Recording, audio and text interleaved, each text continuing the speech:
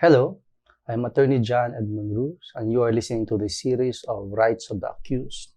Together, we spend a few minutes of the present to gather lessons from the past as an investment for our future. In this video, we will discuss why the action of the graft court or the Sandigan Bayan was questioned in this 2005 case. As we have discussed in our previous video, there were arguments questioning the order of the Sandigan Bayan, and it reached the Supreme Court. So I will share to you a paragraph from this decision, and we will try to understand the ruling of the court, and we will try to educate ourselves on this decision and the lessons from this decision of the 2005 case. In this present case, we can find and so hold that the Sandigan Bayan acted with grave abuse of discretion, amounting to excess of its jurisdiction when it issued the order dismissing the 13 criminal cases based on the manifestation and motion of the special prosecutor, which was in turn based on the report of the retired justice acting as the special assistant to the office of the ombudsman. Okay. So, the facts of this case. I will share to you certain facts of this case. What happened in this case was that there were 13 criminal cases pending. 13 criminal cases. So, there were 4 accused involved. These 4 accused were officers of a certain, I think, state university or government-owned university. So there were complainants regarding questionable transactions. So it was initiated by a complaint for the violation of Republic Act 3019 or Anti-Graft and Corrupt Practices Act. And this complaint was filed with the Office of the Ombudsman.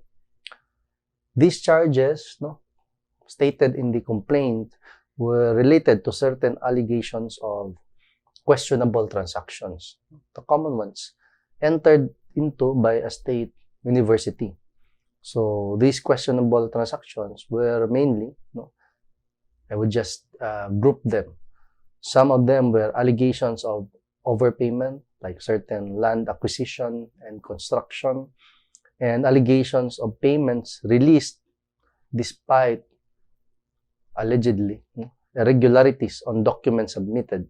Stated otherwise, according to the complainants, if these documents were the only documents submitted, and there should be no payment in the first place that was to be made by the state university.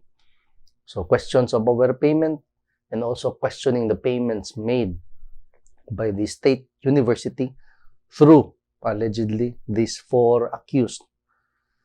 So there were investigations made by the COA and the Ombudsman. So with respect to the Ombudsman,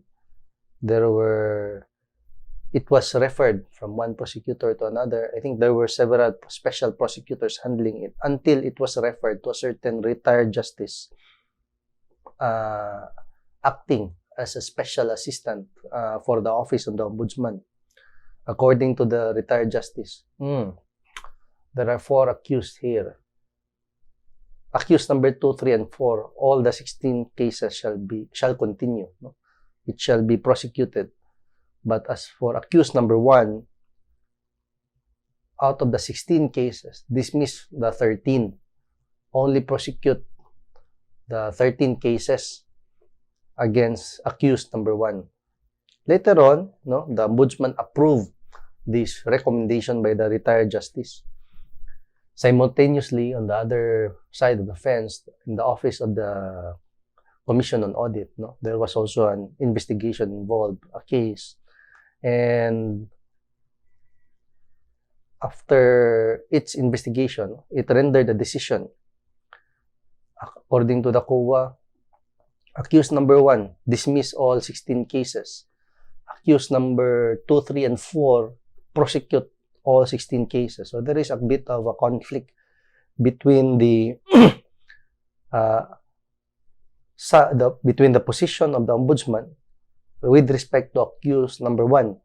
According to the ombudsman, as far as accused number 1 is concerned, 13 cases only can be dismissed and the 13 other cases should stick. So this is the position of the ombudsman. As far as COA is concerned, all 16 cases should be dismissed. So the COA decision is more favorable to the accused. Take note, at this point, I think the case is also already pending before the Sandigan Bayan. That is why the Sandigan Bayan, the graft court, ordered the special prosecutor, inform the office of the ombudsman, inform your boss, maybe, no, regarding the decision of the COA that has just been rendered. Because according to the COA, with respect to accused number 1, all 16 cases should be dismissed. But you, your office, the office of the ombudsman, only had the 13 cases dismissed against accused number 1. It is trying to prosecute the remaining 3 cases. So ask the office of the ombudsman if this decision of the Commission on Audit will have an effect, no, on the change in the position of the prosecution. So since the prosecution here is the ombudsman, the office of the ombudsman through a special prosecutor.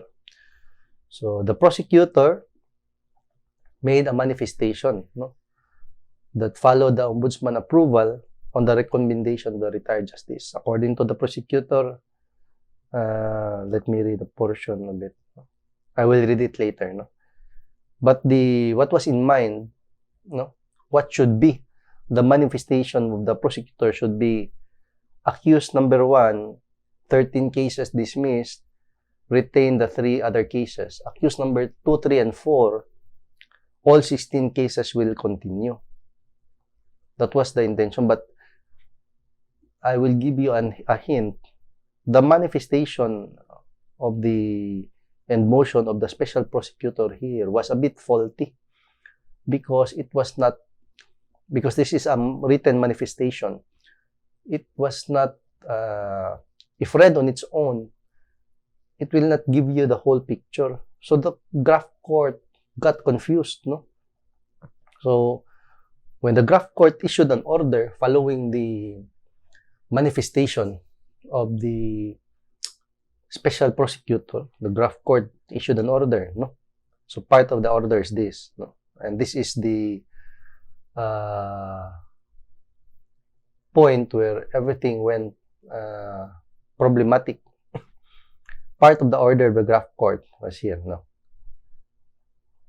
Became the issue. The court ordered the dismissal of the case against all the accused with respect to the 13 criminal cases. Supposedly, the graft court should only issue an order for the dismissal of the 13 cases as far as accused number 1 is concerned, because the office of the ombudsman, as recommended by the retired justice, recommended that as far as accused number 1 is concerned, 13 cases dismissed, 3 cases should stick.